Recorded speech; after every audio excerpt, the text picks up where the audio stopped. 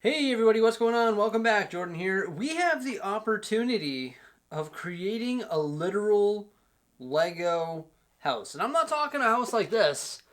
I'm talking like an actual Lego house. Top to bottom floor or bottom to top floor, 100% Lego. So like we could build a literal Lego house. It's crazy. So that's what we're going to be talking about in this video here today. So when we moved to this house in August of 2020, we kept our existing house and are renting it out. The existing house was pretty cool. We had a pretty amazing Lego room in the rumpus room in the basement. And we just got the news the other day that our tenants will be moving out. And we had three different options when we heard that news. We can sell the house, we can fix up the house because it needs some minor repairs, probably take 2 or 3 weeks. So I have to invest some money in it, fix it up, and rent it out again. Or we could rent it out to Bricksie, that being our limited liability company here that we operate the YouTube channel on. So we could literally rent out a giant, well, not a giant house, but a medium-sized house to Bricksie where we could operate the Lego room and the Lego YouTube channel out of that house. Wouldn't that be cool?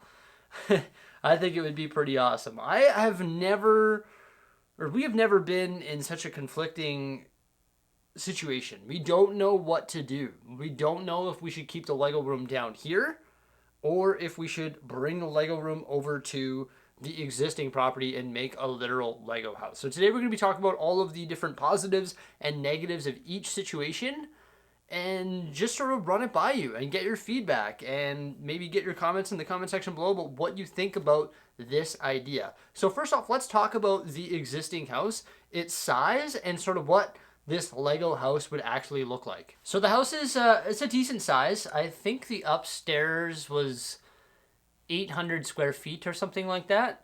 And the basement was, the Lego room in the basement was approximately 300 square feet, if I remember correctly. So what would we do if we were to make this Lego house? Well, of course, the basement would be all Lego. Now, there was a wall in the basement that has the big rumpus room, and then there was a wall that separated it from a hallway leading into a bedroom. We would rip that wall out, leaving the steel support beams in the basement, just like the colorful pole right there. So we'd leave the steel support beams so that the house doesn't collapse on us. But we'd take out that entire wall. We would redo all of the flooring. We would paint all the wood paneling in the house white. And we would also paint the ceiling panels, because the old ceiling panels, they were like this yellow color. So we would spray paint, or like just use spray or paint or roll paint or whatever. And we'd paint it all white. And then we'd also change all the light fixtures so that they're all LED lights in the basement. And what we would do is take that basement and we would make that the Lego City room. So the entire basement would be dedicated to Lego City.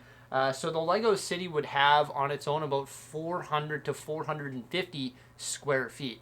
And that would be the entire basement. Now, one thing that we would not do is we wouldn't have the shelving going around the Lego City.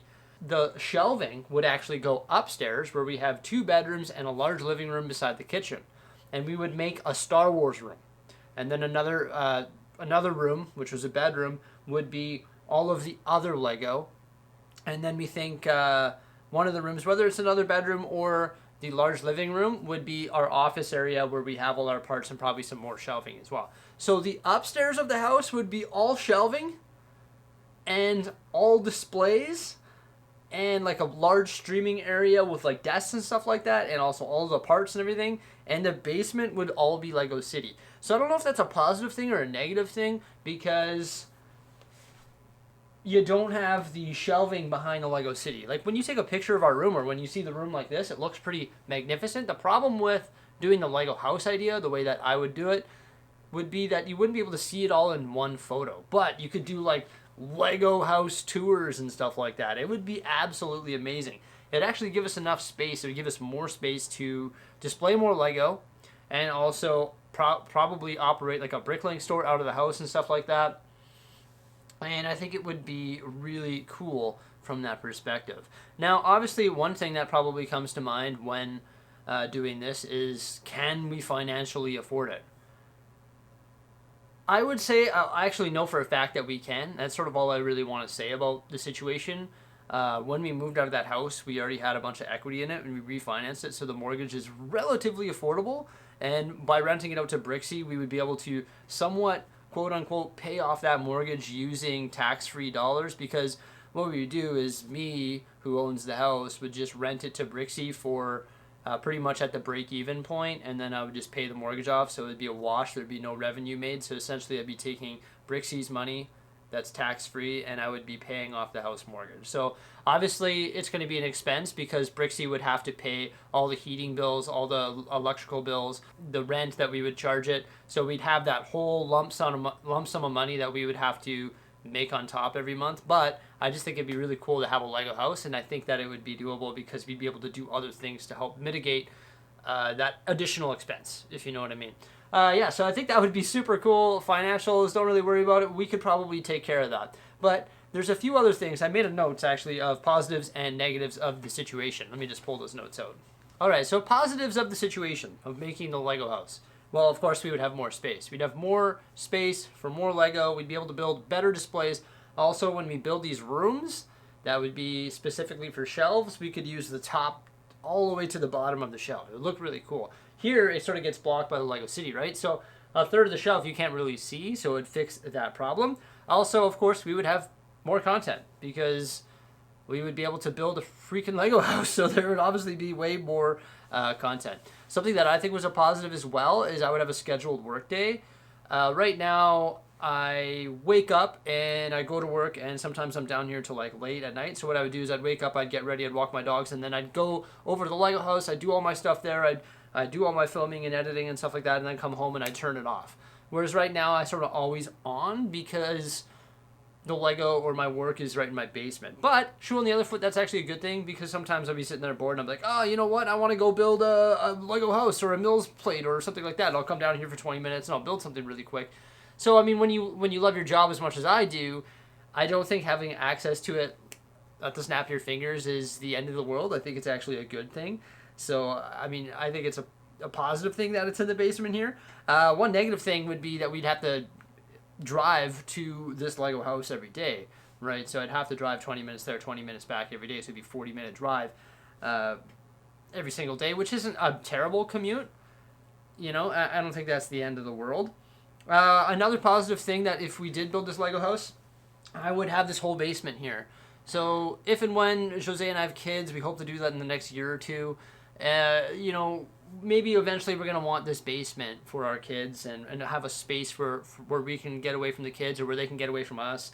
It'd be really cool to have this basement, because the problem is, I mean, upstairs, like, there's lots of space for us. There's this, like, one room. There's one living room upstairs, and then there's, like, a bonus room upstairs, too, and then the two bedrooms, and then our bedroom. But it'd be nice to have a space just for the additional kid, for, you know, an additional space for kids is what I'm trying to say. And if we were to build this Lego house, it would actually solve this problem of me someday wanting to move to, like, an acreage and have, like, this giant barn or something that's just one big Lego room. But I don't know. I mean, both solutions are really cool. Sorry, I'm just going through the list on Point Farm. I really don't know what to do. I mean, I just think it would be really cool, you know? Like, another thing is if I do make this Lego house, I no longer have to deal with rental or with tenants, right? I can just, or Jose and I no longer have to deal with tenants. If there's problems, we can fix them right away. I'd be there every day, so I could fix it, and it would be pretty good. But ultimately, I think the biggest con of making this Lego room is what I was talking about earlier, is our Lego room wouldn't be as accessible, and we wouldn't have such a flexible schedule that we have now. So if we were to have a kid, for example, we'd have to bring it over there when we go to work, because not only do I work, but so does Jose. So we'd both have to go over there, and we have to bring the kid with us. Whereas right now, if we had a baby, for example, you know, you could put the baby to bed. I'll be like, okay, we'd bring the baby monitor down here, work for a bit. Oh, the baby's back up. Okay, somebody go up there. But if we were at the Lego house, it'd be a little bit different. You know, so we got a pretty big decision to make here. I mean, I've got a month to figure it out, but I don't know what to do. We don't know what to do. Jose and I know she's not in the conversation right now, but we've been having lots of conversations about whether or not we should make a physical Lego house. More space for Lego. Isolated area. No dog hair. A huge Lego city that's in the basement of that house. Also, huge Lego rooms that are just dedicated to themes like Star Wars, and then we got another one that's just miscellaneous and stuff like that, and then we got this giant office. It would be incredible. Making this Lego house would be amazing. We also wouldn't have to worry about tenants. We wouldn't have to worry about anything like that. It would just be easy. But shoe on the other foot, maybe we want to access all this basement easily. Maybe it looks better having the shelving around it. We specifically designed this room for the Lego room, or for the Lego. So there's so many different things going through my mind, and I don't know what to do, and that's why I want to make this video. Should we make a Lego house? Actually, you know what? I want to show you a picture of the positive and negative list that Jose and I put together. So here it is right here. As you can see, there's lots of different things to factor in. I'm sure there's more than just that, but these are the positives and negatives of the situation. You can see it's pretty well balanced, and that's why it's such a difficult decision for us to make. I know I sort of went on a ramble here, and I'm sure I spat out a lot of ideas. There's just so much to think about in regards to this situation. I don't know what to do. I've only got a couple weeks to decide here, so we better figure it out soon. Let us know what you think by commenting below, and like, subscribe, and stay tuned. Peace out.